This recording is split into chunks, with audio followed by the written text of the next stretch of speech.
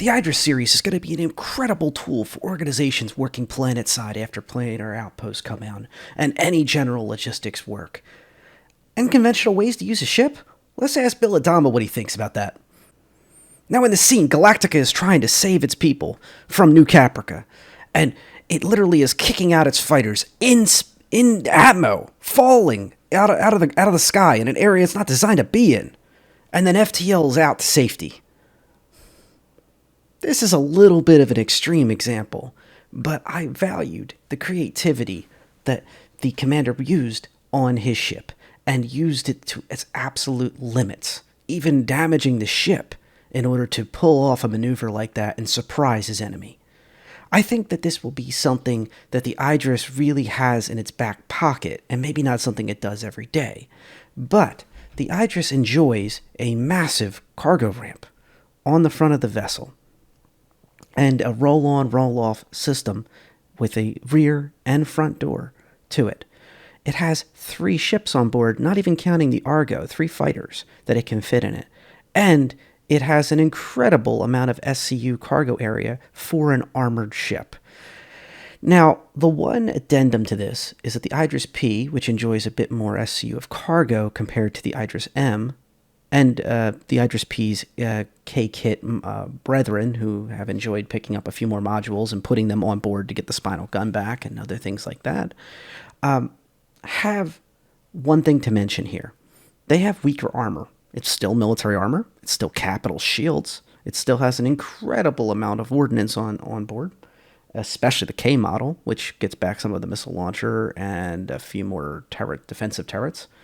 But it does suffer compared to it. And this is a massive target. But I could definitely see an organization taking a calculated risk after scouting out a location, or maybe having spy subterfuge or something else, where they know what they're dealing with. Okay, this outpost at a very critical, resource-rich location only has 2 ballista defending the entire location. They have not done enough work to defend the site. If we do this, we can drop in 6 Nova tanks, multiple Ursa rovers, and an entire contingent of other land vehicles, and 3 fighters, and completely dominate the battle space in a minute. And that is something I see the Idris doing, taking a shot on the chin for the team and being able to deploy itself of all of its resources within moments down those ramps and out of its hangar system. I think that the Idris will be an incredible combat logistics vessel, and even more so a general logistics vessel due to less risk, being put into more lawless territories and player-controlled territories that less UEE protected, that it will be able to enjoy its benefits. Does it have less SCU than the Kraken? Yes. Is it better armored than the Kraken? Yes. Does it have more defenses than the Kraken? Debatable who you ask and what you're dealing with. However, it does have a leg up on the Kraken compared with dropping ground vehicles and cargo off of itself compared to the Kraken. The Kraken has a smaller system to be able to get down a cargo elevator at the dead center of its massive cargo hold, which is much bigger. It's like 3,700 SCU on the base. Not so much on the privateer. It's about the same on the privateer when you compare the idris-p and the M to the privateer. But it's like 3 times the size of the Idris's SCU. But it is a weaker industrial armor setup. It does enjoy capital shields. It can use military modules, but it does not have as many defensive capabilities, and they're not as well rounded. And also, interestingly, the VTOL system on the Idris is all of its engines are able to turn directly downwards, or most of them. The main thrusters are able to turn downwards, and the ship will have excellent VTOL capacity, at least based on what we can see here. Whereas the Kraken, even in its Q&A by the developers, stated it is not exactly going to be graceful in the sky. It's going to be very poor. It can enter Atmo, but very poorly. And that also brings up the question of if it's under attack by, say, those fictional ballista in our example, as a fair comparison, I'll use the exact same example, 2 ballista. If they get multiple lucky hits on a specific engine, will that make the thing fall uncontrollably out of the sky, or have to land in an emergency landing further away from the battlefield and not in the perfect spot for the lightning strike attack that you're trying to do with your combat logistics. I see them as two different creatures. The Kraken is more well versed at space logistics due to its everybody can fly off at the same time. There's less coordination needed. There is those beautiful extra hangars that can fit two more extra small ships on top of what's on the pads, even though they're not protected. As long as you keep it relatively in and out of fighting, it should be okay, or even better, keep it in a buffer zone near the fight, but not quite in the fight.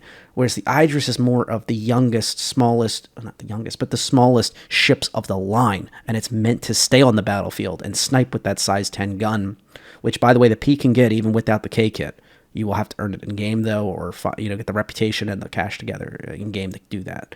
But snipe with its size 10, be able to fend off fighters, be able to send out and deploy 3 fighters, maybe have an Argo for the Argo for utility as an MPUV personnel or MPUV cargo, depending on which module you have underneath the MPUV at that moment.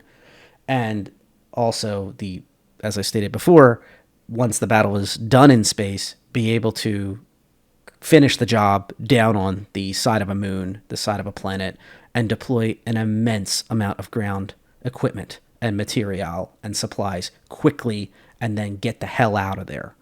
That is the difference to me. Now, the Kraken does have workarounds. This is not a beat up the Kraken app video. The Kraken is an incredible ship. I own both. I really like both ships for different reasons. But the Kraken will have to rely on tractor beam technology to get a lot of stuff rapidly deployed off its top. I know a lot of people will mention that the Tonks and the Ballista and Ursa Rivers can easily be deployed off the top of the ship, but each one will have to be tractor beamed.